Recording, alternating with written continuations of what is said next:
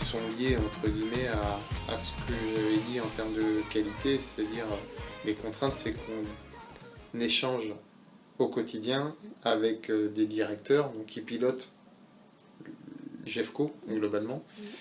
Ça veut dire que les contraintes, c'est qu'on a face à nous des décideurs, les décideurs de GEFCO. Donc c'est naturellement une contrainte puisqu'on se pose en accompagnateur, mais parfois aussi en amenant des contraintes de fonctionnement, comme une direction juridique quand on veut aller quelque part. Donc c'est une difficulté, c'est pour ça que le sens de la relation client est important, c'est qu'il faut pouvoir piloter de manière entre guillemets commerciale la relation client au quotidien, et ça nécessite beaucoup de flexibilité, la force de persuasion, parce que les contraintes aussi sont de respecter des délais dans les projets, dans le déploiement des différents calendriers, etc. Et qu'on est tenu aussi à des dates très précises, à des budgets très précis, des campagnes salariales. Donc ça, c'est les contraintes majeures, on va dire, du métier. Solution la plus adaptée afin de répondre aux contraintes du métier, je serais tenté de dire qu'il n'y en a pas véritablement. Les contraintes, on les connaît, hein, c'est du respect de délai, respect de calendrier. Les solutions, ça reste un métier aussi de relations humaines.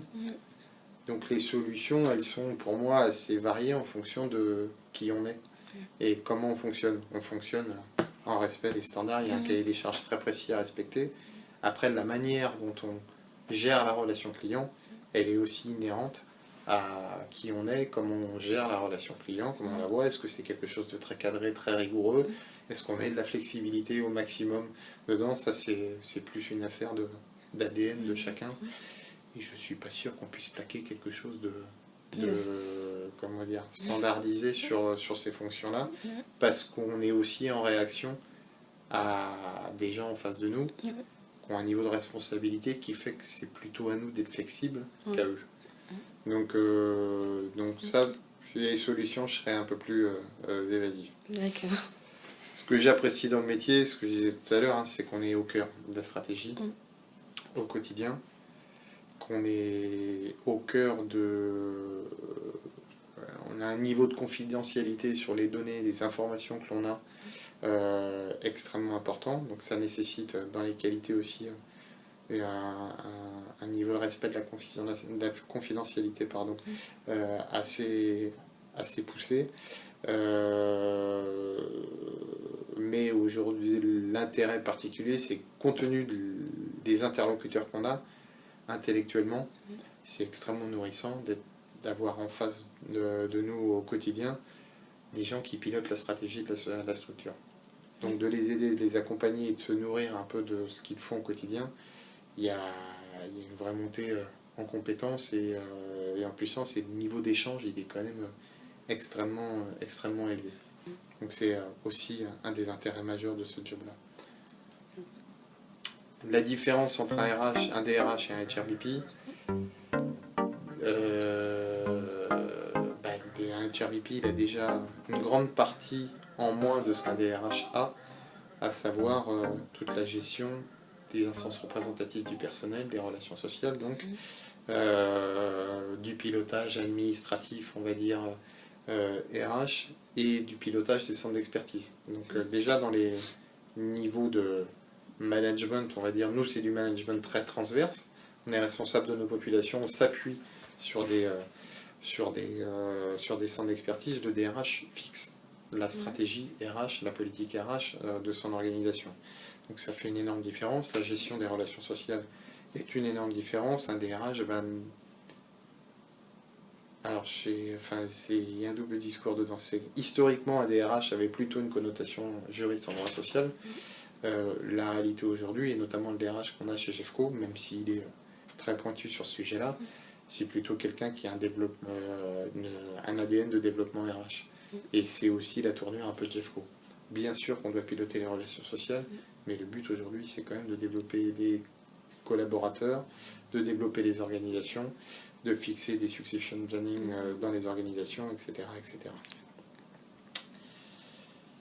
Étant donné que beaucoup de DRH sont peu intéressés par le concept du business partner, quels conseils pouvez-vous leur donner? Quels conseils placé pour donner des conseils parce que j'ai un DRH aujourd'hui qui est très intéressé par le concept, c'est lui qui l'a mis en place chez nous. Donc on n'a pas de sujet chez nous puisqu'il a mis le business partner au cœur de la stratégie RH. Donc aujourd'hui,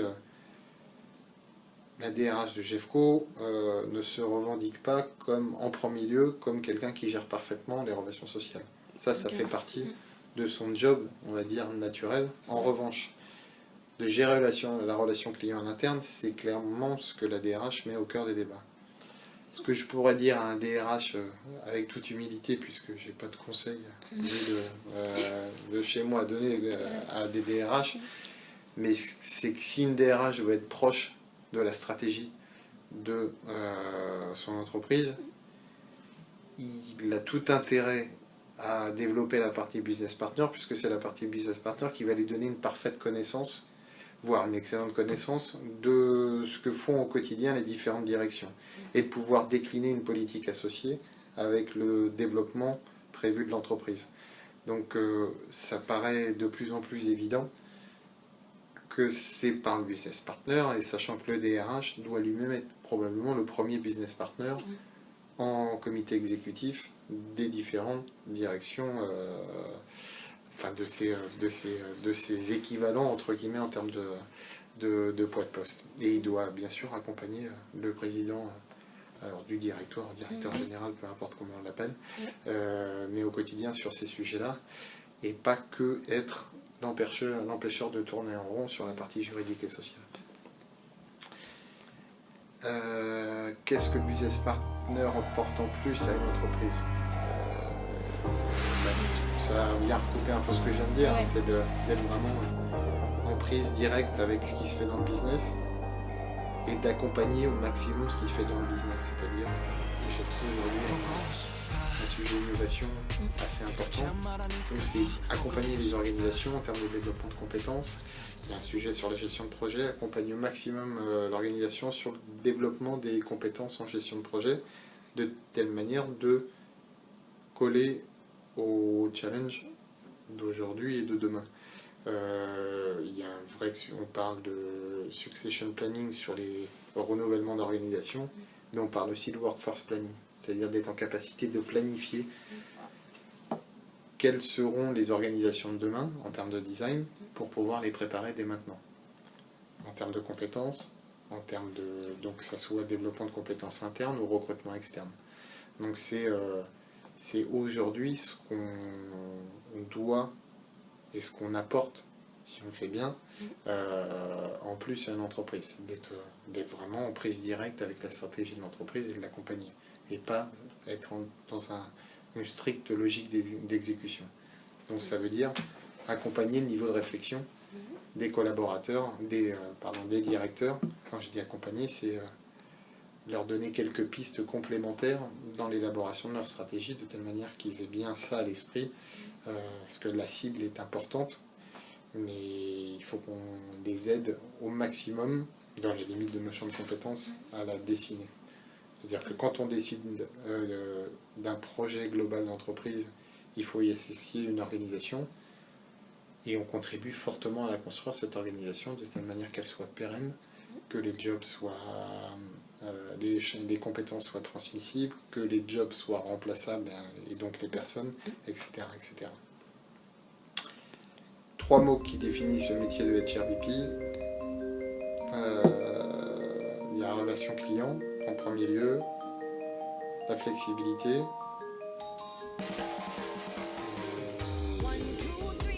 et de la persuasion. Je pense que c'est important, parce qu'on se met au service des directeurs dans le respect des standards de la maison, définis par le DRH en ce qui nous concerne. Donc on est aussi garant responsable de porter la bonne parole, en bonne intelligence, d'être capable de remonter des messages qui sont plus ou moins bien accueillis, quitte à ce que nous, DRH, on soit flexible dans notre message et qu'on le remodifie un peu, mais on est une base de test sur ce qu'on peut produire. C'est-à-dire qu'on peut dessiner, nous, des choses qui ne soient pas forcément en phase avec les attentes d'un directeur. Il faut qu'on soit en capacité d'être lanceurs d'alerte, remonteurs d'alerte pour, entre guillemets, faire quelques amendements à ce qu'on... Globalement, on aimerait en cible, mais après, on est aussi là pour donner la température, le coût de l'entreprise, le coût de la maturité managériale, etc. Donc c'est aussi le rôle qu'un HR quotidiennement. Je vous remercie beaucoup pour toutes ces précisions et d'avoir pris du temps pour répondre à mes questions. Vraiment gentil. Je ne sais pas si ça répond à vos questions. Très bien. Très bien. N'hésitez pas si vous voulez essayer de poser des questions. Oui.